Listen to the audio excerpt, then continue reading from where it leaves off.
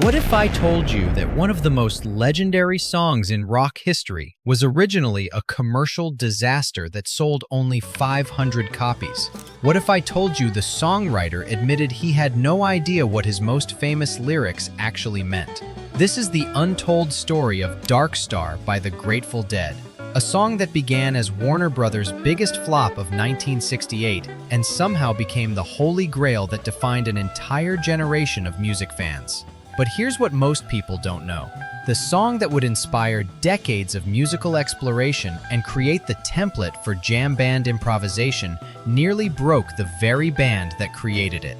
The weight of fan obsession, the pressure to recreate magic night after night, and the impossible task of living up to a song that could mean anything to anyone pushed Jerry Garcia and the Dead to their breaking point. To understand how we got there, we need to go back to late 1967, to a cabin at Rio Nido, California. Robert Hunter was lying on a bed, listening to the Grateful Dead rehearse in the next room. As Jerry Garcia's guitar lines drifted through the walls, Hunter started scribbling words for what would become their most important song. He wrote the first verse of Dark Star right there, the melody and words seemingly born together. Later, Hunter finished the second verse on a bench in Golden Gate Park, drawing inspiration from T.S. Eliot's poetry. But here's the thing that would haunt the song forever. Hunter himself admitted, quote, "I don't know what transitive nightfall of diamonds means." Think about that. The most iconic line from one of rock's most revered songs was written by someone who couldn't explain what it meant. Garcia understood the power of this mystery, saying the lyrics suggested cosmic music, and that the words and music belonged together. But Garcia had bigger plans than anyone realized. In April 1968, Warner Brothers released Dark Star as a single, 2 minutes and 40 seconds of perfectly crafted psychedelic rock, radio-friendly and memorable. They pressed 1,600 copies, expecting modest success. It was a complete disaster. Only about 500 copies sold. Phil Lesh would later say the single sank like a stone. Here was a song that would eventually be performed over 200 times, inspiring countless musicians and defining an entire movement. And it couldn't sell 600 copies. But something magical was happening in the Dead's live performances.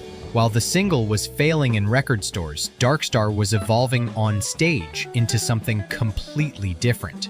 Garcia began treating the song not as a finished composition, but as what he called a playing experience. He explained, quote, "Dark Star has meant as many things as I can imagine. I can only talk about it as a playing experience." The band discovered that Dark Star opened portals for improvisation. Those 2-minute studio versions started stretching to 10 minutes, then 15, then 20. Each performance became a unique musical journey that could go anywhere. Everything changed during 4 nights in February 1969 at the Fillmore West. February 27th through March 2nd, the Dead played Dark Star into St. Stephen into the 11 every single night. But February 27th would become legendary. Music critic Michael Lydon described that night's Dark Star as an aural holograph of the Grateful Dead, where you could hear each member's personality within the collective improvisation. Garcia's buttery guitar lines floated over Phil Lesh's bass and Tom Constantin's keyboards, creating what one reviewer called a bewitching extraterrestrial landscape. That 23-minute performance became the version on the Live Dead album. Suddenly, the song that had failed as a commercial single became the centerpiece of one of their most important releases. Garcia had figured out the secret. He explained that Dark Star had certain structural poles that could be periodically removed, allowing total musical freedom. The song became a framework for exploration rather than a destination, and Deadheads began following these performances religiously. By 1970, Dark Star had become the Dead's signature piece. The February 13th Fillmore East performance stretched to 29 minutes and featured the famous Feelin' Groovy jam, showing the band moving toward melodic improvisation. Then came Veneta, Oregon, August 27th, 1972. At an outdoor benefit show, the band unleashed what many consider the definitive Dark Star, a 31-minute journey that archivist David Lemieux describes as deep and joyous, with a smooth opening, a drum and bass duet, and a triumphant return to light. But something darker was happening. The song that had started as Garcia's playground for musical freedom was becoming a burden. Fans didn't just want to hear Dark Star. They expected spiritual revelation every time. How do you recreate magic on command? How do you improvise spontaneously when thousands of people are analyzing every note? Traditional songs have verses, choruses, bridges, predictable patterns that guide musicians and listeners. Dark Star threw all of that away. Garcia described it as having structural poles that could be removed at any time, leaving the band floating in musical space with no map home. The pressure wasn't just to play Dark Star, it was to justify its existence every single time. When you're playing a 3-minute pop song, a mediocre performance is quickly forgotten. But when you're asking an audience to follow you on a 25-minute journey into the unknown, every moment matters. Phil Lesh once described the terror and exhilaration of those moments when the structure would completely dissolve. He said it was like being in free fall, not knowing if you'd find solid ground again or crash into chaos. Garcia began to feel trapped by the very freedom the song was supposed to represent. On October 18, 1974, at Winterland in San Francisco, the Grateful Dead played Dark Star for what they thought might be the last time.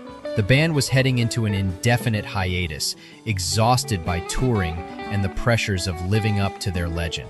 But when they returned in 1976, Dark Star didn't. For 5 years, the song that had defined the Dead's improvisational spirit vanished from their set lists. They would tease it occasionally, a few notes here and there during other jams, but never commit to a full performance.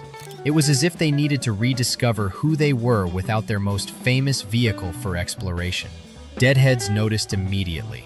Tape traders scoured every show, hoping to catch the moment when Dark Star would return.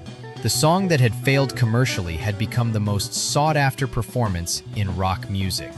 On December 31st, 1978, Garcia teased a few Dark Star notes during playing in the band at Winterland. The crowd erupted, but the tease was all they got. Why was Garcia so reluctant to bring back the song that had made his reputation? Because by then, every performance was recorded by tape traders, analyzed by fans, ranked and compared to every other version.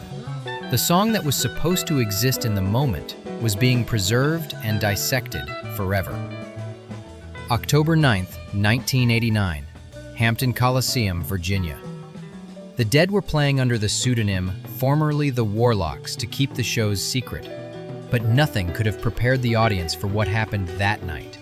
When those familiar opening notes of Dark Star emerged from the jam, the entire venue erupted. Deadheads described it as a collective gasp, followed by uncontrollable cheering. The song had returned after 5 years of absence, and it felt like a resurrection. But this wasn't the same Dark Star that had disappeared in '74. The band approached it more carefully now, treating it as a special event rather than regular repertoire. They had learned to balance the song's infinite possibilities with their own human limitations. Halloween 1991 at Oakland featured beat poet Ken Kesey reading E. Cummings' poetry during the jam. The song that Hunter admitted he couldn't explain had become a canvas for other forms of artistic expression. March 30th, 1994, Atlanta. Jerry Garcia took the stage for what would be the final Grateful Dead performance of Dark Star. His voice carried a weariness that broke the hearts of everyone listening. He sang only the first verse. The band drifted into space, letting the music dissolve without ever returning to the theme. The song that had defined their career remained forever unfinished, trailing off into silence. 15 months later, Garcia was gone, and with him, the original Grateful Dead. But here's where the story gets remarkable again. In 2022, Dead & Company began their residency at the Las Vegas Sphere, bringing the Dead's music into the 21st century with cutting-edge technology. Over the past 2 years, Dark Star has become a centerpiece of these Sphere shows, appearing multiple times throughout their residency. On May 24th, 2024, when those opening notes emerged, transported fans found themselves voyaging through galactic panoramas and alien landscapes. The technology transforms what Garcia could only imagine in 1969, where the original Dead created cosmic landscapes through pure sound. Dead & Company now projects actual galaxies around the audience, making Hunter's abstract poetry literally visible. John Mayer's approach represents a fascinating evolution. Rather than trying to replicate Garcia's style, he brings his own blues-inflected sensibility to the cosmic framework. Bob Weir, now in his 70s, provides the rhythmic anchor he always did, while Jeff Chimenti's keyboards add modern textures Tom Constantin could never have imagined. What's remarkable is how naturally 21st century audiences connect with a song written over 50 years ago. Reddit discussions from the Sphere shows reveal fans calling these performances the most immersive jams since the 1990s. The Sphere performances prove something Garcia always suspected, that Dark Star was never really about the Grateful Dead themselves. It was about creating a space where anything could happen, where the boundaries between performer and audience could dissolve completely. So what is Dark Star really about? Robert Hunter wrote lyrics he couldn't explain. Jerry Garcia composed music that defied structure.